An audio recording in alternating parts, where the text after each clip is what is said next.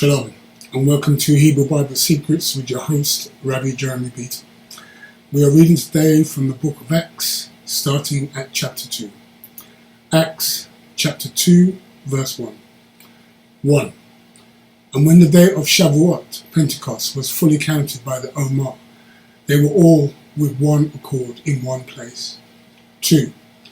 And suddenly there came a sound from Shamayim, as of a rushing mighty wind, and it fell on all the Beth house, where they were sitting.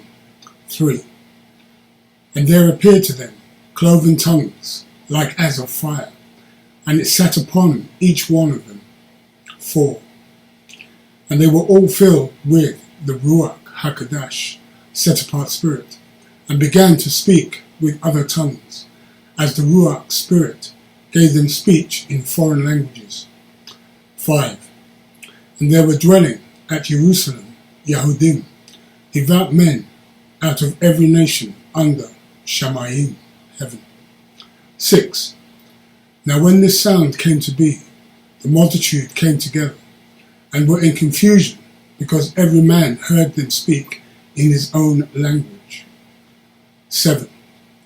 And they were all amazed and marveled, saying one to the other, Behold, are not all these which speak Galileans? 8. And how we hear every man in our own tongue, wherein we were born. 9. Parthians, and Medes, and Elamites, and the dwellers of Mesopotamia, and in Yehuda, and Cappadocia, in Pontus, and Asia Minor. 10. Phrygia, central Turkey, and Pamphylia, South Turkey, in Mitzrayim, Egypt, and in the parts of Libya about Cyrene, North Africa, and visitors from Rome, both Yehudim and proselytes. 11. Cretes and Arabians, we do not hear them speak in our tongues the wonderful works of Elohim. 12. And they were all amazed and were in doubt, saying one to the other, What does this mean? 13. Others mocking them said, These men are full of new wine. 14. But Kepha, standing up with the 11, lifted up his voice and said to them, You men of Yehuda, and all you that dwell at Jerusalem, be this known to you, and hear my words. 15. For these are not drunk, as you suppose, seeing it is only the 3rd hour of the day. 16. But this is that which was spoken by the prophet Joel. 17. And it shall come to pass in the last days, said Elohim, I will pour out of my Ruach, set-apart spirit, upon all flesh, and your sons and your daughters shall prophesy, and your young men shall see visions, and your old men shall dream dreams. 18. And on the servants and on my handmaidens I will pour out in those days of my Ruach, set-apart spirit, and they shall prophesy. 19. And I will show wonders in the Shamayim above, and signs in the earth beneath, blood and fire, and vapour of smoke. 20. The sun shall be turned into darkness, and the moon into blood, before that great and notable day of Yahweh come. 21. And it shall come to pass, that whosoever shall call on the name of Yahweh shall be rescued. 22. Ye men of Israel, hear these words.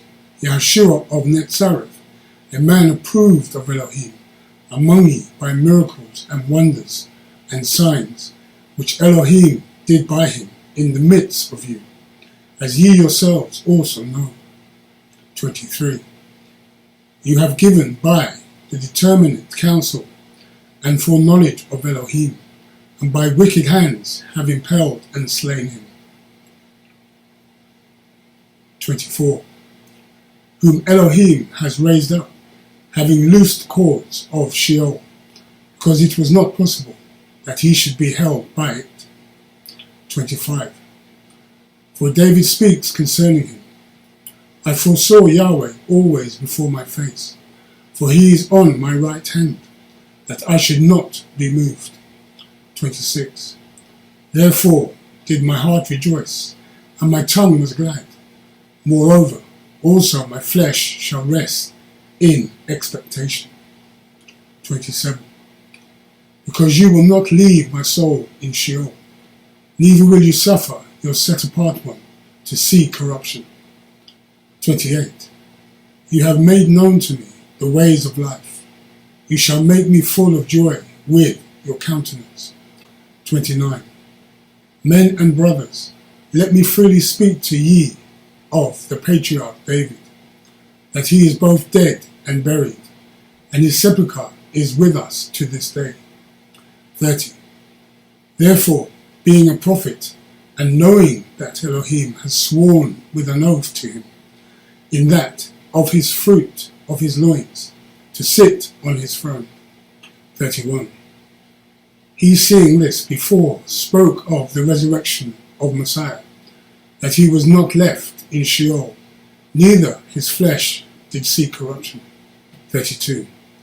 This Yahushua has Elohim raised up, wherefore we all are witnesses.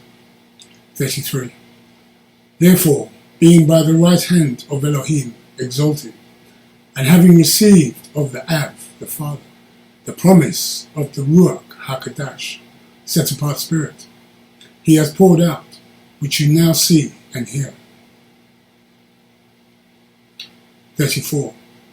For David is not ascended into the Shamayim, the heaven, but he said himself, Yahweh said to my master, sit you on my right hand. 35. Until I make your enemies your footstool. 36. Therefore, let all the Beth, house of Israel, know assuredly that Elohim has made that same Yahushua, whom you have impelled, both Master and Messiah. 37. Now when they heard this, they were pierced in their heart, and said to Kepha and to the rest of the emissaries, men and brothers, what shall we do? 38. Then Kepha said to them, repent and be immersed, every one of you in the name of Yahushua, the Messiah, for the remission of sins, and you shall receive the gift of the Ruach HaKadosh, set apart Spirit. 39. For the promise is to you and to your children, and to all that are afar off, even as many as Yahweh our power shall call. 40. And with many other words did he testify and exhort, saying, rescue yourselves from this perverse and corrupt generation. 41. Then they that received his words were immersed, and the same day there were added to them about 3,000 souls. 42. And they continued steadfastly in the emissaries, teaching and fellowship, and in breaking of lechem, bread, and in petitions. 43. And fear came upon every soul, and many wonders and signs were done by the emissaries. 44. And all that believed were together, and had all things in common. 45. And sold their possessions and goods, and parted them to all men, as every man had need. 46. And they continued daily to meet together with one accord in the Beth Hamikdash temple courts, and breaking lechem, bread, from Beth to Beth, house to house, did eat their food with gladness and singleness of heart. 47. Praising Elohim and having favour with all the people, and Yahweh added to the congregation daily such as should be rescued.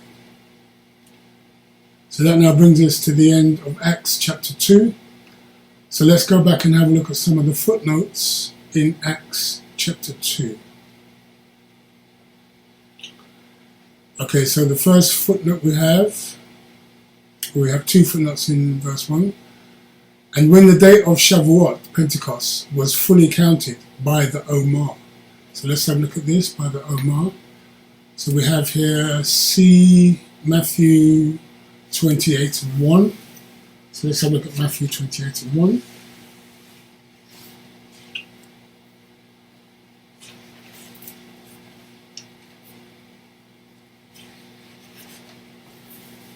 So Matthew 28 and 1, and it reads, "In the evening of the Sabbath, as it began to dawn towards the first of the week, came Miriam of Magdala and the other Miriam to see the tomb." Okay, so we have 2 footnotes. So the first footnote is, the Greek phrase opsi sabbaton has the idea of late in the day, but not the end of the day. The Munster's Hebrew and the Aramaic have the reading in the evening. It can also be translated in context as on one of the Sabbaths, because the Omer count is in view to bring us to the 7 Sabbaths, which equal 49 days, to arrive at the Chag celebration of weeks, the ingathering harvest referred to as Pentecost, Shavuot. So in the evening is really 3 p.m. to 6 p.m. Saturday, before the weekly Sabbath ends. Yahshua had already risen. He did not rise on Sunday early morning, but Saturday before the Sabbath ended. Okay, so then we have another footnote here. Towards the first of the week. So let's have a look at this. So the Greek phrase Mia, Strong's G3391, Sabbaton, Strong's G4521. The idea is of a full week during the Yom count, or just the weekly Sabbath, is in view. From this, we know that Yahshua was killed on Wednesday, buried in the tomb on Wednesday evening, the 14th of Nisan. Then taking the 3 full nights and 3 full days, we arrive at just before the Sabbath ends on Saturday. We need to understand that the Pharisees had switched the original Passover date to the 15th according to the Hebrew calendar, and based on Deuteronomy 16 and 6, but at the place where Yahweh your power chooses to make his name abide, there you shall sacrifice the Passover at twilight, at the going down of the sun, at the time you came out of Egypt. While Yeshua was impaled on the 14th, the actual Torah specified day of the Passover. The Pharisees understood the Passover during the time of Yeshua to be at the going down of the sun, starting on the 15th of Abib. This switch must have happened no more than 300 years before Yeshua came on the scene, since in Ezra's time the Passover was still celebrated on the 14th of Abib. So in fact, there were 2 Passovers that year, one celebrated on the 14th and one on the 15th of Abib. The Samaritans back then, and even still today, celebrate the Passover on the 14th of Abib. With the traditional Christian Good Friday to Easter Sunday scenario, the sign of Jonah is violated, thus making Yahushua a liar. It is believed in some circles that Yahshua's 3 days and 3 nights statement does not require a literal span of 72 hours. Their reasoning is that a part of the day can be reckoned as a whole day in the Hebrew world. With this in mind, since Yahshua died in the afternoon, example 3 p.m., then they would say that the remainder of Friday constituted the first day. The second day would be Saturday, and part of Sunday would thus be the third. However, there is a big flaw with this argument. That is not taken into consideration. Only 2 nights, example Friday night and Saturday night, are counted or accounted for in this explanation. Something is obviously wrong with this warped traditional view. Okay, so let's go to the next footnote, which is a continuation. They were all with one accord. So let's have a look at this. So agreed on the Omer count. Okay, all with one accord. So let's go to the next footnote, which is another continuation. They were all in one accord in one place. So let's have a look at this. So the disciples were all gathered with the rest of Israel in the set-apart temple of Jerusalem. It would be a Torah violation to say they gathered at a separate place to celebrate the festival of Pentecost, because this would never have happened.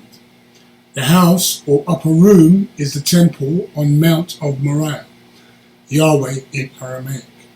This is not a let's do our own Christian thing and celebrate our festival at home, but it was commanded in Deuteronomy 16:16 to celebrate this celebration in the temple. Is it any wonder they are all in one accord, meaning all agreed on the Omer count and overjoyed to celebrate the Torah mandated festival, Torah. Okay, so let's have a quick look at Deuteronomy 16:16.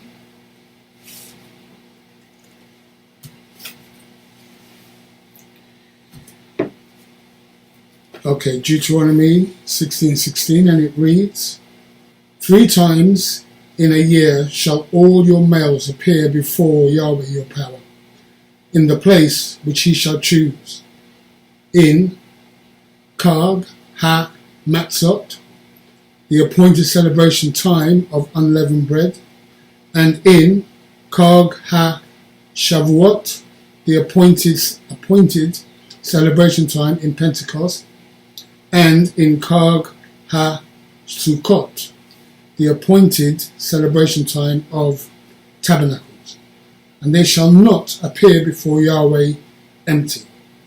Okay, so we have a footnote for empty, so let's have a look at that. And it reads, on these 3 major feasts, unleavened bread, Pentecost, and tabernacles, the commandment was for Israelites to appear in Jerusalem annually with a gift. Okay, so we still give a gift on the feast days, but that gift belongs to the Kohen, Rabbi Simon Altaf. So if you are keeping the festivals, then you need to also give your gift to Rabbi Simon Altaf. Okay, so let's go to the next footnote, which is in verse 5. And there were dwelling at Jerusalem Yehudim, devout men, out of every nation under Shamayim. Okay, so let's have a look at this. Out of every nation under Shamayim, under the heaven, all the different Hebrew people and Yahweh fearers came to celebrate the Chag, celebration of weeks. Okay, so all people came to celebrate the Chag, the celebration of weeks. Okay, so let's go to the next footnote, which is in verse 6. Now when the sound came to be, the multitude came together, and were in confusion, because every man heard them speak in his own language. So let's have a look at this. So the tongues was not a new occurrence. Our sages wrote that at the giving of Torah on Mount Sinai, Yahweh gave it in 70 tongues to the nations, but the nations rejected the Torah, and Israel accepted the Torah. Yahweh's voice was heard in these 70 languages, then spoken. While today, many do not speak a set-apart spirit-given tongue, but just speak gibberish, claiming it to be a tongue. Very few believers today have the gift of this speech, and it is not a sign of rescue, as claimed by some confused folks in the churches. The sign of rescue is faith in the Torah commandments and obeying his Torah. Okay? So let's go to the next footnote, which is in verse 8. And how we hear every man in our own tongue, wherein we were born. So let's have a look at this in our own tongue. So known verifiable tongues that make sense, not saying Shishendra, Mashendra, Shishendra, Mashendra, as many do and claim it's a tongue. Okay, so let's go to the next footnote, which is in verse 9. So Parthians and Medes. So let's go to the first one, Parthians. So it reads, there were people from Pakistan and India. Yes, Parthia ruled in the regions of Pakistan and India. This is the sign of the dispersed house of Judah and house of Israel, the 10 tribes returning, but many more will yet return back to the covenants of Israel in the future. Okay, so we have a continuation, and the Medes. So let's have a look at this. These are Kurdi people in Kurdistan, southeastern Turkey, Mosul in Iraq, and northern and western areas of Iran, where these people had settled. King Cyrus was a king of the Medes, at one time alongside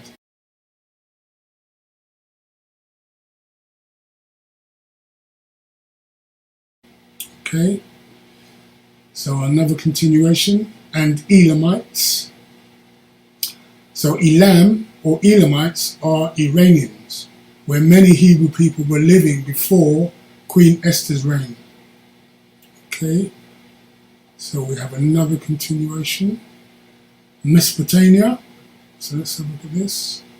So regions of Iraq, Turkey and Syria. From Turkey, these people crossed over to Europe. So some of the scattered tribes entered Europe, and some think the European nations, such as the Anglo-Saxons, are the sons of Isaac, but they are not. Okay, so let's go into the next continuation. Cappadocia, so let's have a look at this. So Turkey mount Taurus to the Black Sea. On the north is Pontus, and on the east is Farat, Euphrates, and Tigris, and west is Lake Tuz, Salt Lake in Turkey. Okay, so let's go to the next continuation. In Pontus, so northeastern Turkey. Okay, and the last continuation, and Asia Minor. So let's have a look at this. So these are Turkic regions also written about in 1 Peter 1:1 and James 1:1. Okay, so let's have a look quickly at 1 Peter.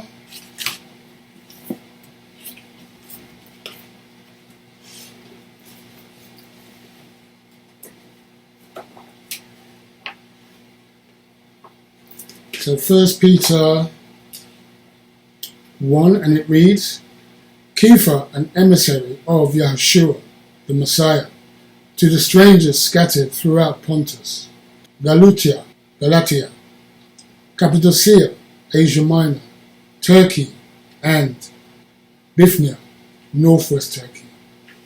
Okay, so we have a couple of footnotes here. So the first footnote we have is Pontus, so northeastern Turkey.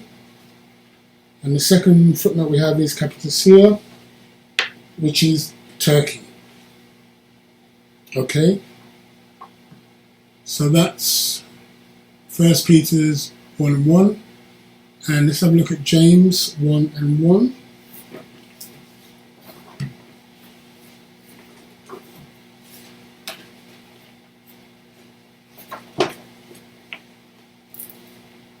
So James 1, and it reads, Yaakov, a servant of Elohim, and of the Master Yahushua, Messiah, to the 12 tribes which are scattered abroad, greetings.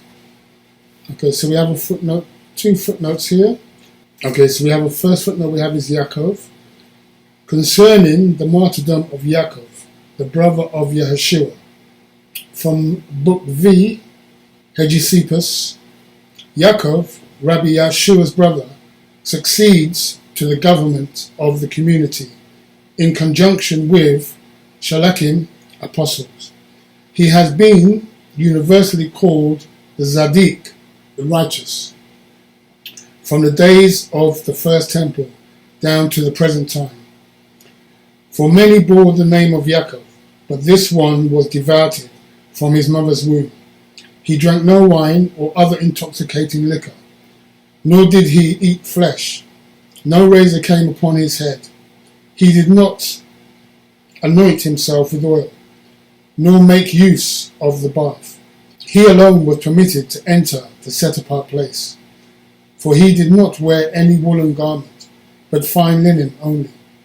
He alone, I say, was wont to go into the temple, and he used to be found kneeling on his knees, begging forgiveness for the people, so that the skin of his knees became callous, like that of a camel's, by reason of his consistently bending the knee in adoration to God and begging forgiveness for the people.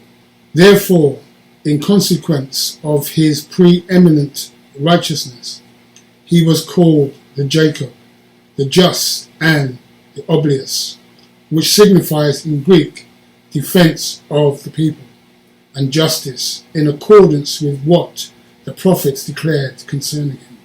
Now some persons belonging to the 7 sects existing among the people, which have been before described in the notes, asked him, "What is the door of Yeshua?" And he replied that he was the Saviour. In consequence of this answer, some believe that Yeshua is the Anointed One, but the sects before mentioned did not believe, either in a resurrection or in the coming of one to reward every man according to his works. But these who did believe because of Yaakov.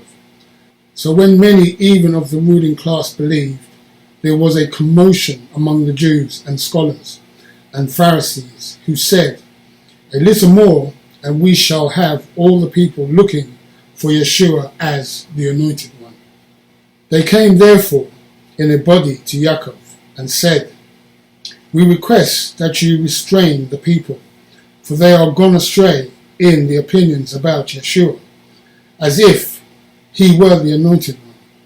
We request that you persuade all who have come together for the day of the Passover concerning Yeshua, for we all listen to your persuasion, since we, as well as all the people, bear true report that you are righteous, and show partiality to no one.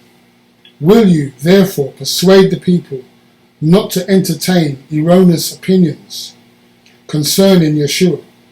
For all the people, and we also, listen to your persuasion. Take your stand then upon the summit of the temple, that from that elevated spot you may be clearly seen, and your words may be plainly audible to all the people.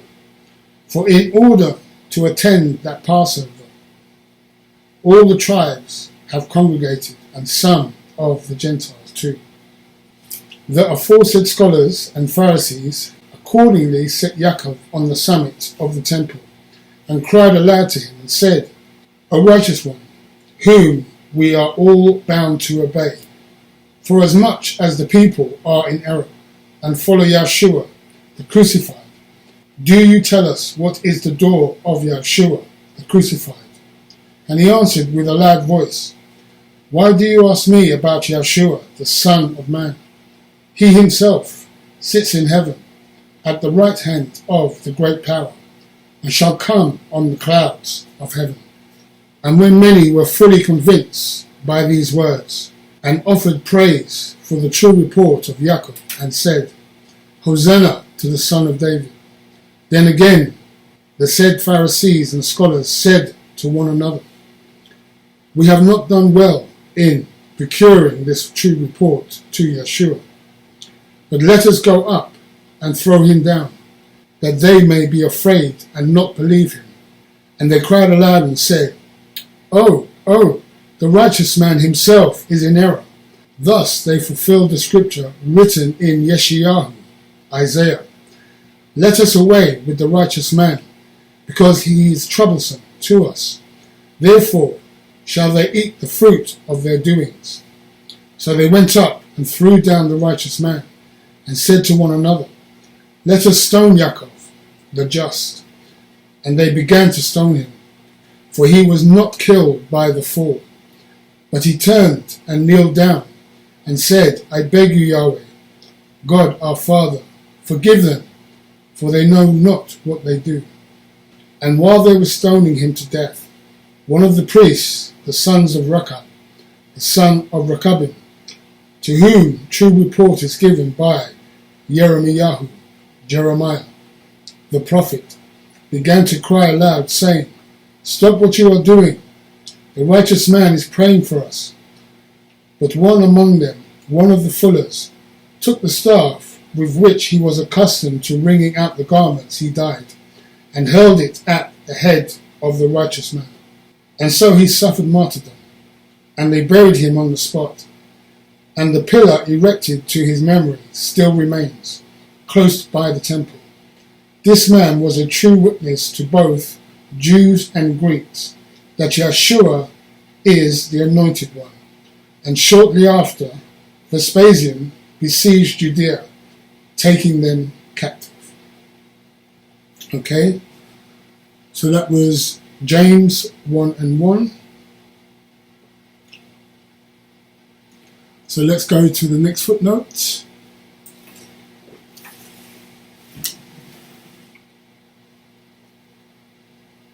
Which is in verse 10.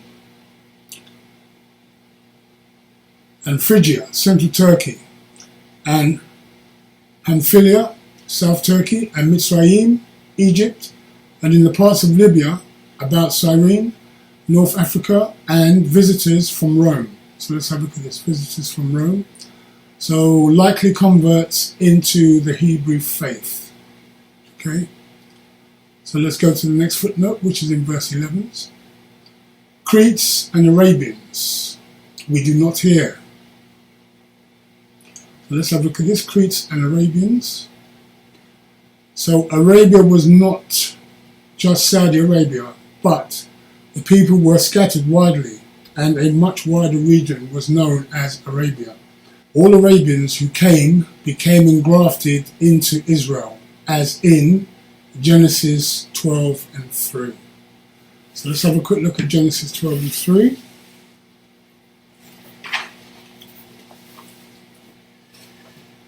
So Genesis 12:3, and it reads, I will bless those who come to bless you, and I will curse him who despises you and sees you as worthless. And in you all the Mishpachot families of the earth shall be engrafted. Okay, so we've got a couple of footnotes here. So the first footnote we have, and I will curse him who despises you. So let's have a look at this. So we have here, the Hebrew here is Arah, A-R-A-R, which means to curse, or to put a curse upon, to decrease, not black magic, simply uttering via the mouth, as Balaam, the false prophet, tried in Numbers 22 and 18. So have a look at Numbers 22 and 18. So the next footnote we have is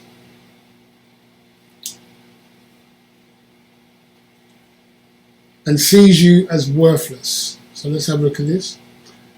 Both words for curse are different, as the Hebrew used here is kalal, K-A-L-A-L, which means contempt, dishonor, and despise. Anyone who despises Israel will have a holy curse put on them.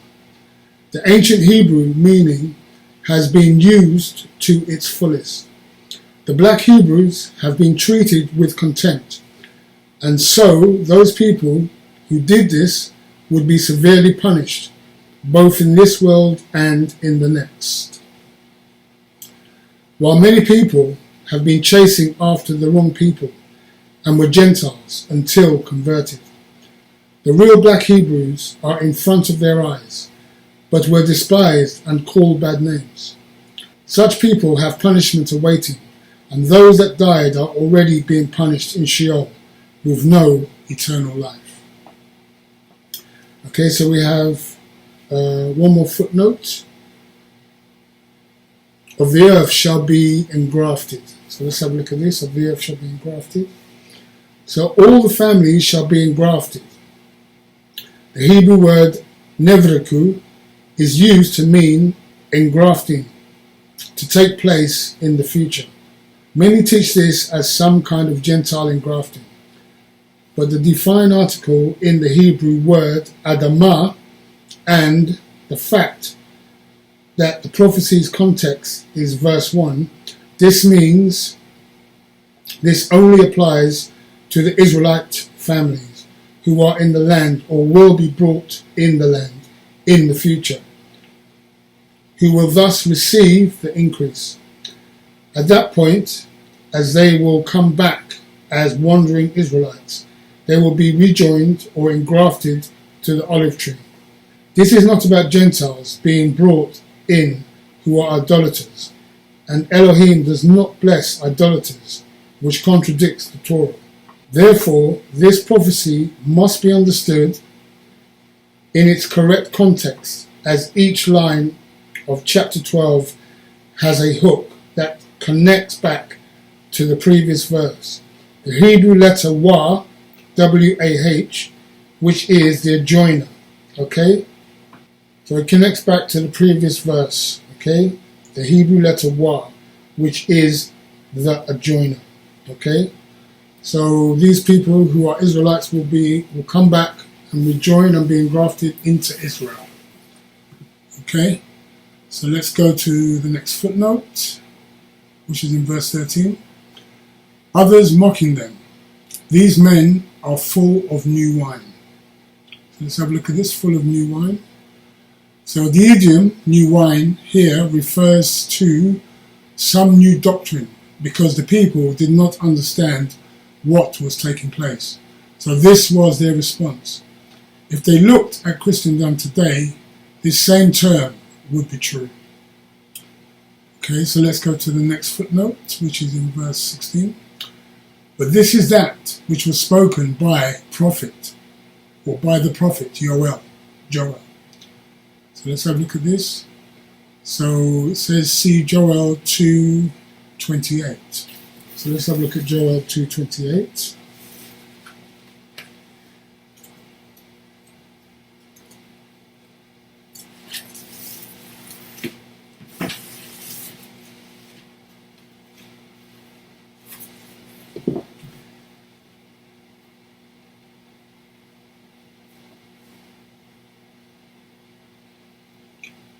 So Joel 2:28, and it reads, and it shall come to pass afterwards that I will pour out my Ruach spirit upon all flesh, and your sons and your daughters shall prophesy. Your old man or your old men shall dream dreams.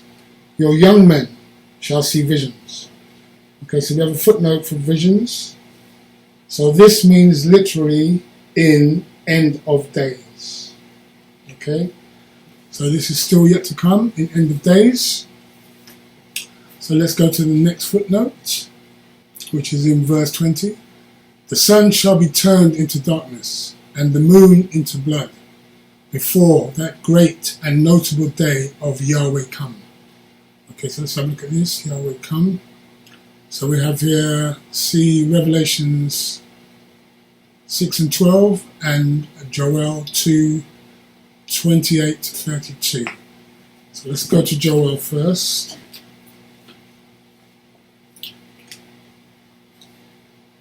So Joel 28:32. So I've just read 28, but I'll read it again to 32. And it shall come to pass afterwards that I will pour out my Ruach spirit upon all flesh, and your sons and your daughters shall prophesy. Your old men shall dream dreams, your young men shall see visions. 29. And also upon the servants and upon the handmaids in those days will I pour out my Ruach spirit. 30. And I will show signs in the Shamayim, the heaven, and in the earth, blood and fire, and pillars of smoke. 31. The sun shall be turned into darkness, and the moon into blood, before the great day, the great and terrible day of Yahweh come. 32. And it shall come to pass that whosoever shall call on the name of Yahweh shall be rescued. For in Mount Sion and in Jerusalem shall be restoration, as Yahweh has said, and in the remnant whom Yahweh shall call. Okay, so we have a footnote for vision, so let's have a look at this. So yeah, this means literally in the end of days. Okay, so that's all the footnotes there. So let's go to Revelation 6 and 12.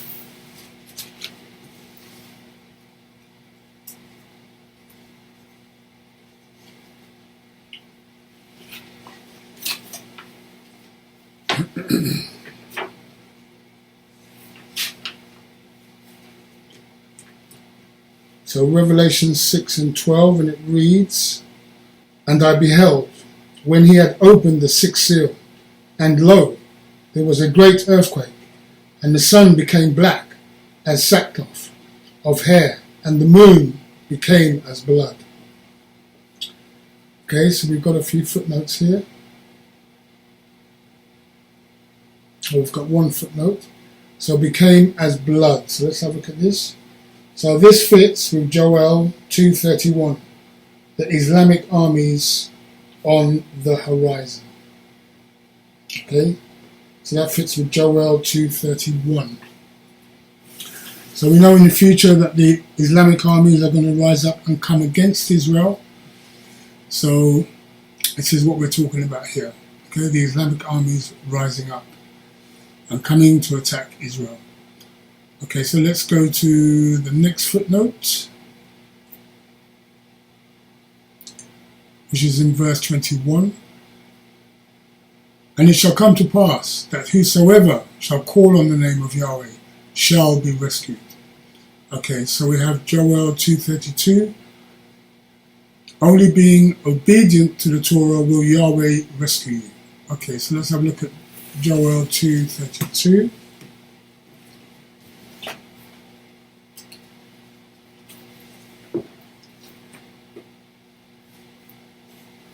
So Joel 2:32, and it reads, And it shall come to pass that whomsoever shall call on the name of Yahweh shall be rescued.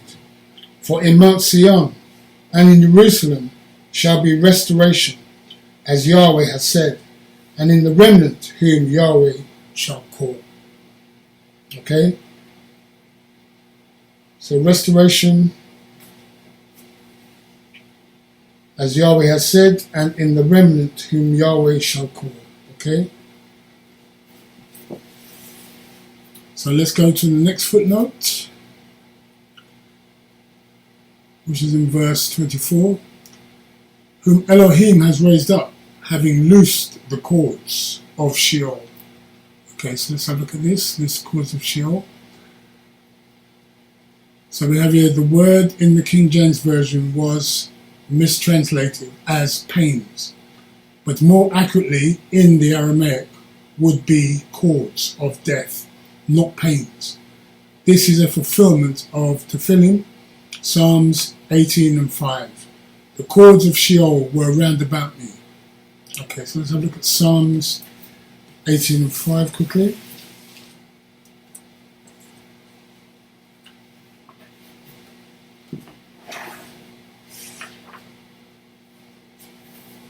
Psalms 18 and 5, and it reads, The sorrows of Sheol surrounded me about, The snares of death were all around me. Okay, so there you have it. The sorrows of Sheol surrounded me about. The snares of death were all around me. Okay, so let's go to the next footnote.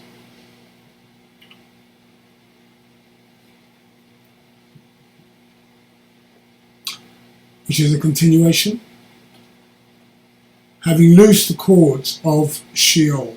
Okay, so let's have a look at this, Sheol.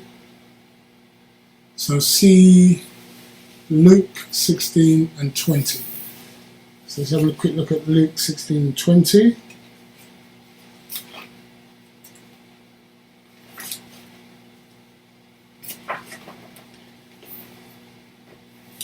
So Luke 16 and 20, and it reads, "And there was a certain beggar named Eliezer, Lazarus, which was laid at his gate, full of sores." So I read 21 as well. "And desiring to be fed with the crumbs which fell from the rich man's table. Moreover, the dogs came and licked his sores." So we have a footnote here for sores. And it reads, "In the analogy, the beggar is Judah, who is treated with shame and contempt all over the world. The world does not like the Hebrew people and kill them wherever they could find them, while Yahweh has them in his hands. We find the world mostly ending up in the wicked parts of Sheol, like the rich man, while Judah is in Abraham's bosom." Okay. So let's go to the next footnote.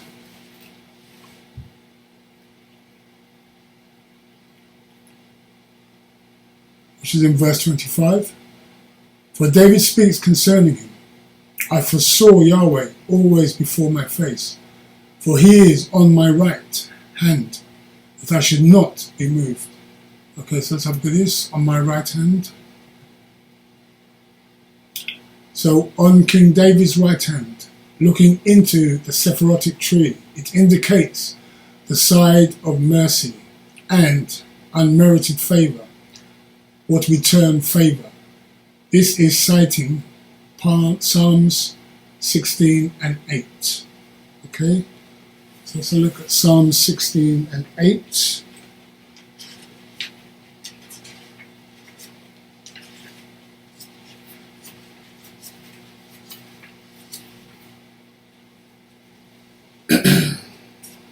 And those of you who haven't seen the Sephirotic tree, I just want to show you the Sephirotic tree.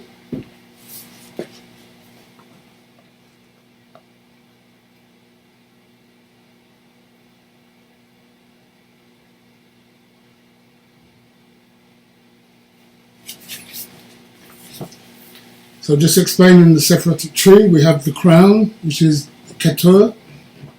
We have understanding, which is Bina. Wisdom, Hukmah, within Hukmah. Knowledge, Da'at. Judgment, strength, Gavura. Mercy, loving kindness, Kesed. Beauty, Teferet. Splendor, Hod. Victory, Netzach. Foundation, rebirth into the kingdom, Yasod. And kingdom is Malkut. Okay? So you need all of those attributes to get into the kingdom. Okay, so let's have a look at Psalms. So Psalms 16 and 8. So Psalm 16 and 8, and it reads, "I have set Yahweh always before me, because he is at my right hand. I shall not be moved." Okay, so that's Psalms 16 and 8. So let's go to the next footnote, which is in verse 27. "Because you will not leave my soul in Sheol, neither will you suffer your set-apart one to see corruption."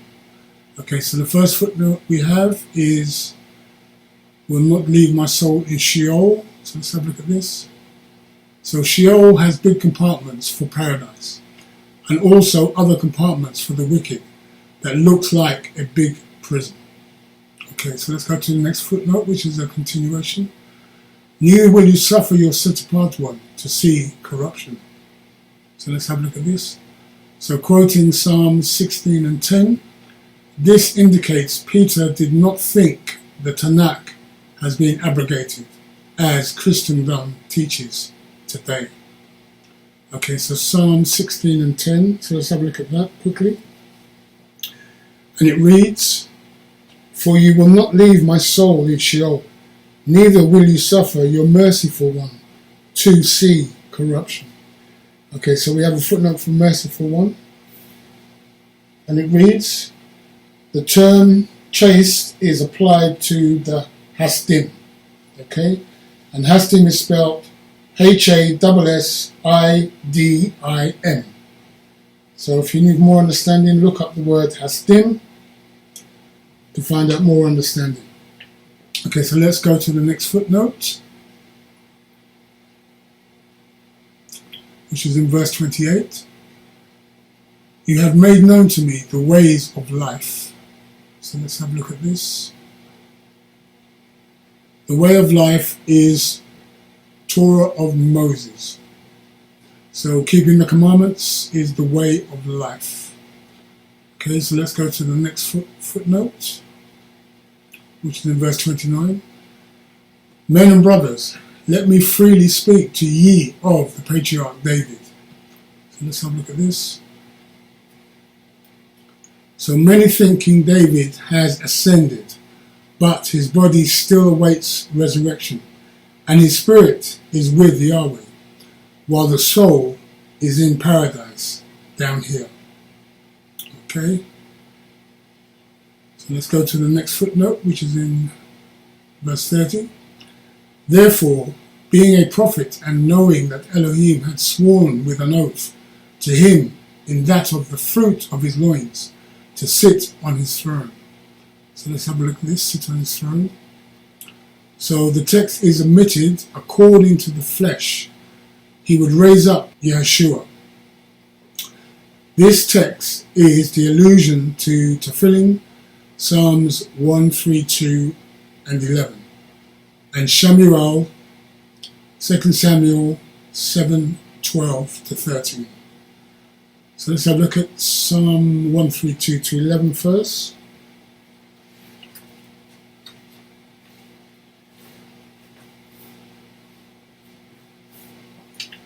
So 132:11, and it reads, Yahweh has sworn in truth to David, he will not turn back from it.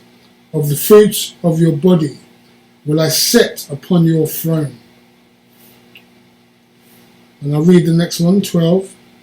If your children will keep my covenant and my testimony that I shall teach them, their children shall also sit upon your throne forevermore. Okay, so that's Psalms 132:11 and 12. So let's have a look at 2 Samuel 7:12 and 13.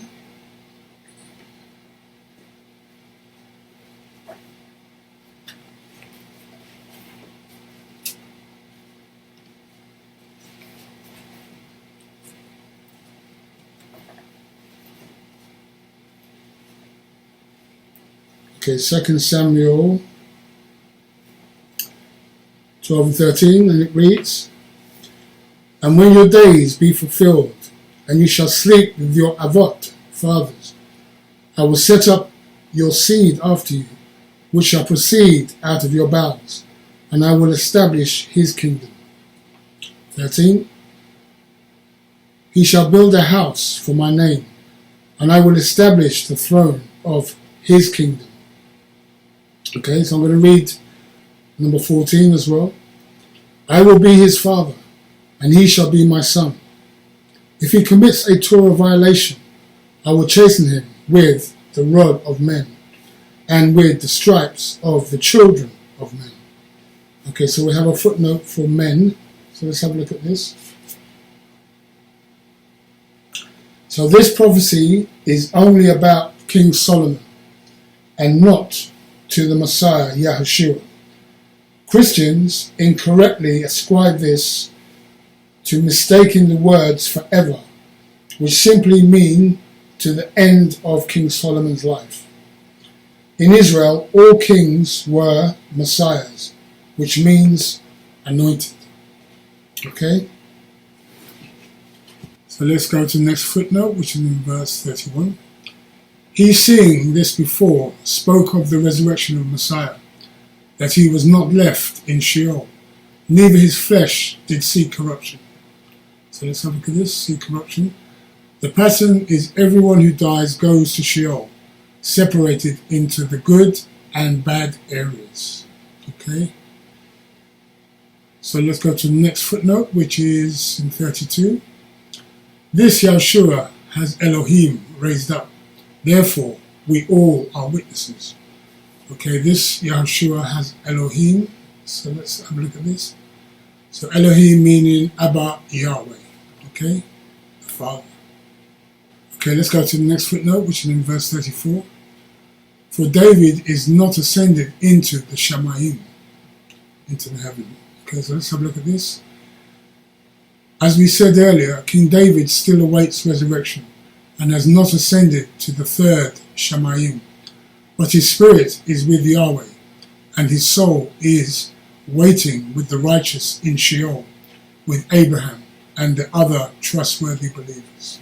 Okay, so you should understand that Sheol has two parts, a bad part and the good part for those who have kept the commandments. Okay, so let's go to the next footnote.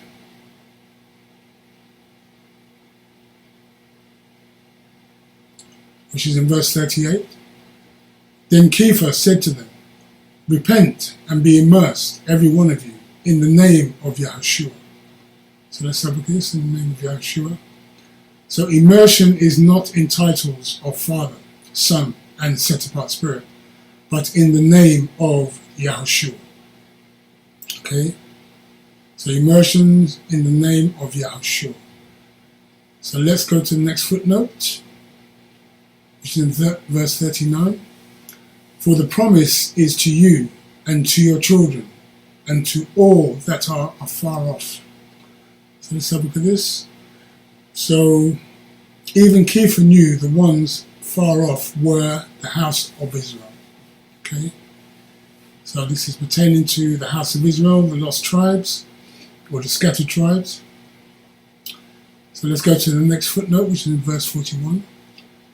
Then they that received the word were immersed, and the same day there were added to them about 3,000 souls.